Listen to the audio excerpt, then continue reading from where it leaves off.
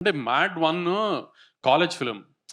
ఆ చిన్న పిల్లలు 18, 19 ఇయర్ ఓల్డ్ కాలేజ్‌లో జాయిన్ అయిన ఇంజినీరింగ్ కాలేజ్ పిల్లలు, అమ్మాయిలు లవ్వు, కాలేజ్‌లో జరిగే హ్యూమరు, బాస్కెట్‌బాల్ మ్యాచ్ ఇట్లాంటియన్నీ ఒక రకమైన ఒక సెక్షన్ ఆఫ్ ఆడియన్స్‌కి బా నచ్చుతది. యూత్‌లో గాని, ఏ సెంటర్స్‌లో గాని.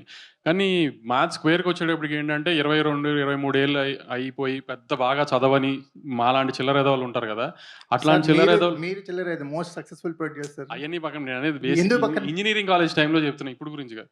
ఇప్పుడు 40 ఏళ్ళు పెళ్లయి పిల్లలున్నోళ్ళ గురించి కాదిది. 23 ఏళ్ళు, 22 ఏళ్లలో పెద్దగా ఇంజినీరింగ్ చదివి, పెద్ద బాగా చదవకుండా ఎంఎస్‌లు, యూఎస్‌లు ఇయన్నీ కాకుండా బ్యాచ్ ఉంటారు కదా కొంతమంది. క్యాంపస్ ఇంటర్వ్యూలు కాకుండా బ్యాచ్. ఆ బ్యాచ్ ఒక ముగ్గురు, నలుగురు కలిసి గోవా ఎళ్తే చేసే అల్లరి చిల్లర పనులన్నీ మాస్‌గా ఉంటాయి కదా! క్లాస్‌గా అయితే డెఫినిట్‌గా ఉండవు కదా! కాబట్టి ఈ మాస్ మూవ్‌మెంట్స్ అన్నిటిని ఎలివేట్ చేయడానికి తమన్ గారుగా ఉంటే బెటర్ అనిపించింది నాకు. అందుకని తమన్ ఉంటే నాకు ఆ కాన్ఫిడెన్స్ వేరే అలాంటి మూవ్‌మెంట్స్. ఈ సినిమా మోర్ అదే అందుకే 'మ్యాడ్ 1'తో కంపేర్ చేసుకోకండి. ఇది more of a mass film. More comedy film. Mass movements ఎక్కువుంటాయి.